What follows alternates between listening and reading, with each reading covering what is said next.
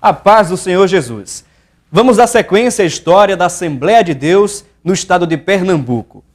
No programa de hoje, você vai ver como se deu a construção do templo central da nossa igreja, localizado no bairro de Santo Amaro. Eu sou Felipe Cavalcante. Seja bem-vindo ao Nossa Igreja, Nossa História.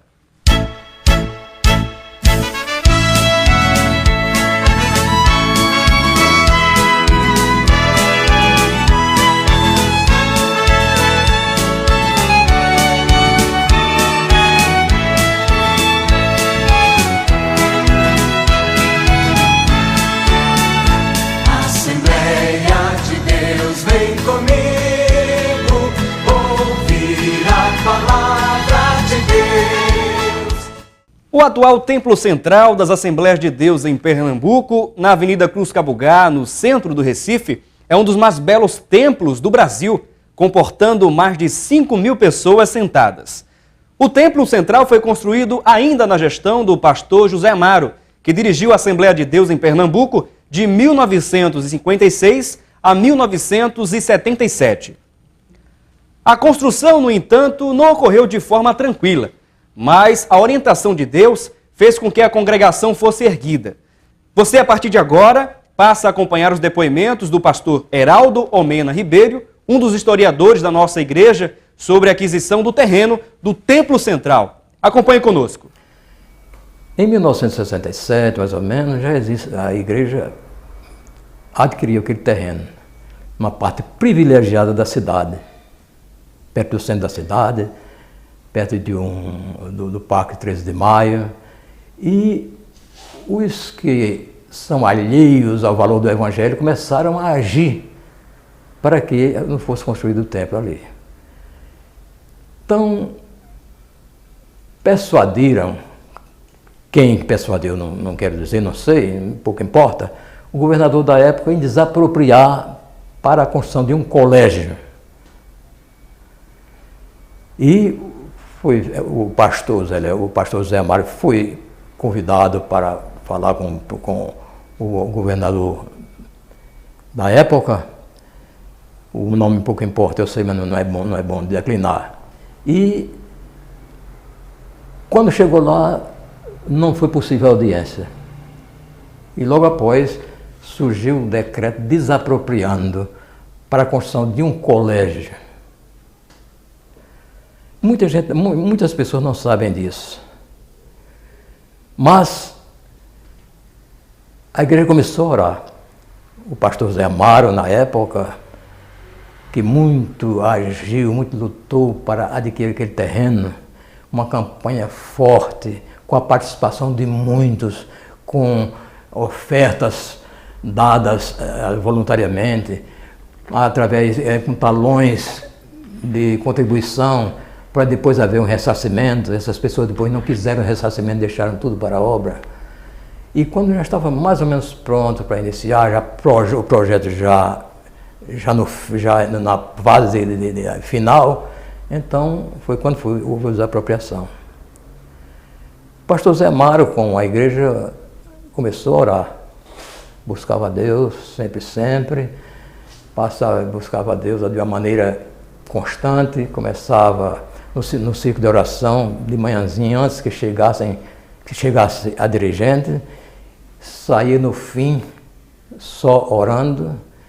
Se não houvesse uma resposta, passava a noite também orando, alimentava-se, passava a noite orando. No dia seguinte ia para outro ciclo de oração, passava o dia inteiro, à noite vinha para casa, se alimentava, passava a noite em oração, no outro dia, outro ciclo de oração, e assim com toda a igreja, incentivando a igreja a fazer isso. A irmã Alice Inácio, mulher do pastor José Amaro, fala acerca dos bastidores da construção da atual sede de nossa igreja. Acompanhe. Deus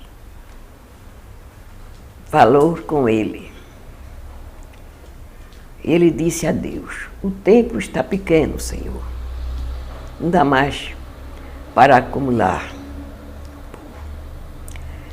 Então dá-nos um terreno.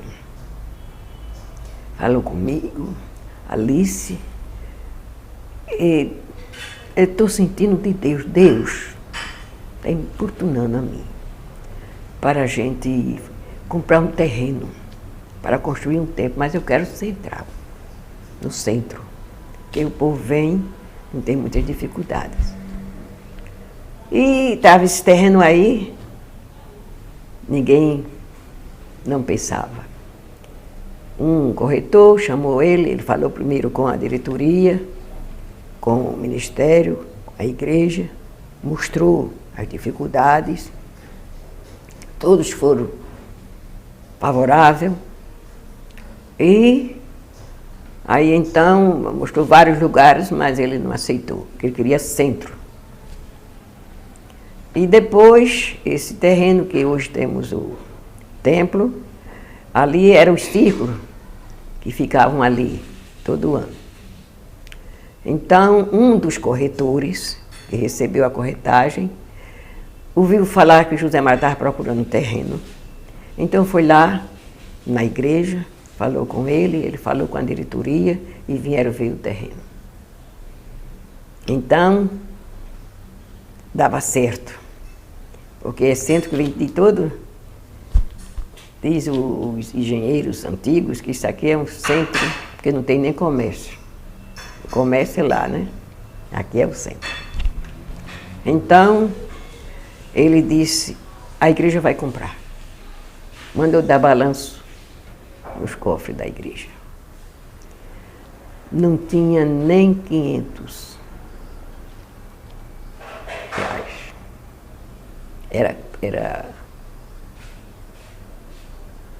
Então, ele falou para o corretor, não ofereça mais a ninguém, é da igreja. Me dei permissão de 8 dias. Então o corretor, pois não ofereça mais a ninguém, que é da igreja. Imagine, motivo de fé. E a igreja se empolgou. Todos. Mas ficaram com medo os irmãos, tremendo, porque disse que, como era que ia enfrentar, era 2 milhões no tempo de milhões, 2 milhões de entrada e 600 e pouca as promissoras. Então, como era que José Mário ia arranjar tanto dinheiro? Não tinha no banco, tinha na caixa, não tinha canto nenhum. Só no bolso, ele disse que estava no bolso dos irmãos.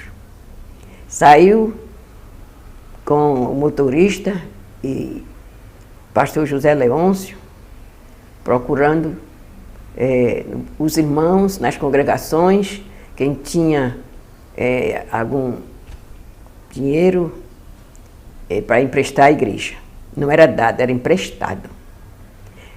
Veio para ele fazer assim como um chequezinho para os irmãos e era 50 reais, cada irmão e irmã que quisessem, e ia colocando aos poucos, né? Até completar aqueles 50. Aí o pessoal ficaram muito entusiasmado. Quando deu 8 dias, 2 milhões estavam prontinhos. Então foram para o cartório, tiraram retratos, que eu tenho retratos, e deram andamento, pagamento. Teve dias, teve mês, e pagaram 2 promissoras de uma vez para adiantar. E nunca mais faltou dinheiro, até que pagou tudo. Mas depois de pago, que já era da igreja, aí o governador da época achou de desapropriar. Quando ele recebeu a notícia, na quarta-feira tinha que desocupar tudo que tinha no terreno, que tinha a oficina lá. Desocupar, que ia na segunda-feira já colocar material para construir uma escola. E não podia ser mais devolvido, porque era público, né? Era para a escola. O certo é que José Amaro trouxe advogados, falou, o maior advogado da época. Ele disse que não tinha jeito, porque era para o público. Não, podia ele dar outro terreno, mas não aquele. Ele disse, não, mas o terreno é esse. Então mostraram vários terrenos, como que vai para Olinda. Aí ele disse, não está bom para... Ele mandou o secretário mostrar os terrenos. Não está bom para você mais a sua igreja? Disse, está, mas só é que é aquele. Mostrou o outro. Não está bom para o senhor mais sua igreja? Disse, está, mas só é aquele. Não dizia outra coisa a não ser isso. E a igreja orando. Aí desapropriou, mas ele não botou nada no terreno, nem ninguém tirou. Quando foi 30 de janeiro de 68, nós estávamos no ciclo da oração, o nome do bairro Totó, quando o Senhor usou uma irmã e disse para José Amaro: abra as mãos, meu servo, para receber toda a documentação. A mão que escreveu desapropriando é a mesma mão que vai escrever a entrega dos documentos. 30 de janeiro de 68.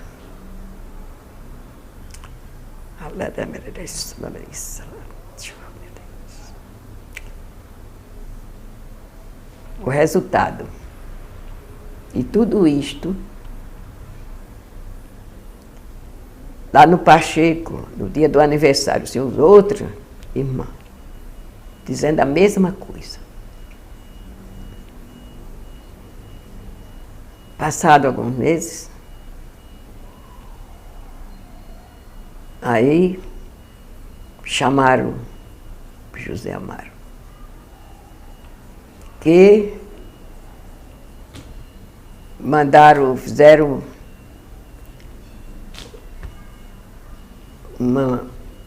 escreveram muitos nomes, mandaram para Brasília. E mandaram dizer que não tinha jeito. Já era do Estado, não tinha mais jeito. Ia dar outro. Mas o certo é que Deus é Deus. Quando Ele quer, Ele disse que escolheu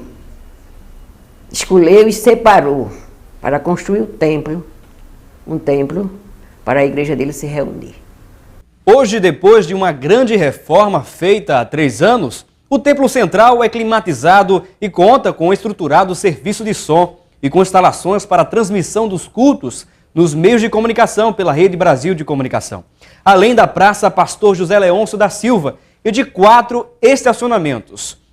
A igreja tem também um hall de funcionários que trabalham durante o dia no departamento administrativo e eclesiástico, que funcionam no prédio anexo à igreja.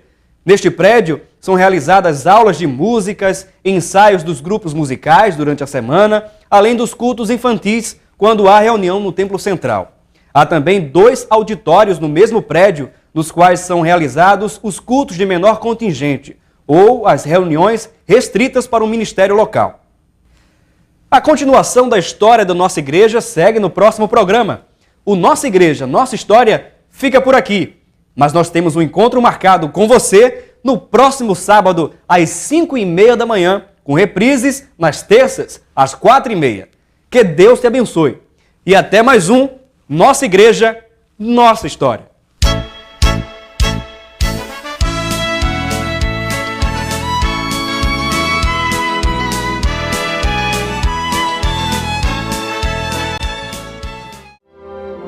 Rede Brasil. Compromisso com Deus. Compromisso com a verdade.